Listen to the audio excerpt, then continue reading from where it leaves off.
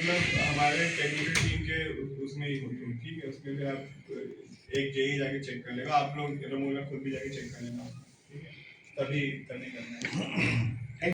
देखिए, आज town building committee की रूटीन में एक बैठक हुई और क्योंकि आने वाला कुंभ मेला 2027 की तैयारियां लगातार नगर निगम भी कर रहा है और मेला प्रशासन भी कर रहा है। उसमें 3 बिंदु जो है आज नगर निगम द्वारा रखे गए थे विशेष रूप से, जिसमें चलती फिरती ठेली के जो हमारे आवेदन हो रखे हैं उनको कैसे लाइसेंस दिया जाए या नहीं दिया जाए, उस पर भी सहमति दी गई है कि जो सत्यापित किए जाएंगे टाउन बिल्डिंग कमेटी के सदस्यों द्वारा उन लोगों को लाइसेंस दिया जाएगा।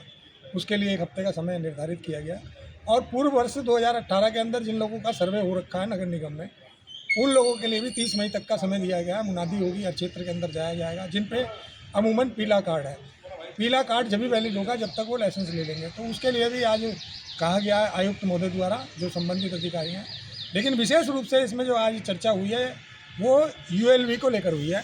यूएलवी योजना के तहत ही जो आप देखेंगे कि हमारा जो है दीनदयाल उपाध्याय पार्किंग के नज़दीक वेंडिंग जोन बनने जा रहा है, जिसमें भारत सरकार द्वारा भी स्वीकृति दे दी गई है और जो सेक्टर 2 बैरियल का हमारा जो वेंडिंग जोन है उसकी भी स्वीकृति दे दी गई है, उसका भी मॉडल बनाया जा रहा है। तो हमने इसी विषय को देखते हुए ललतारा पुल का जो हमारा वेंडिंग जोन है, हमने निवेदन किया, हमने करबद्ध प्रार्थना करी अध्यक्ष महोदय से, क्योंकि आयुक्त महोदय हमारे अध्यक्ष हैं टाउन बिल्डिंग कमेटी के। तो हमने कहा कि उसको भी यूएलबी में ले लिया जाए, क्योंकि वो शहर से बाहर भी है और शहर के अंदर भी है, एक सौंदर्यकरण उसका हो जाएगा और अच्छा वो लगेगा।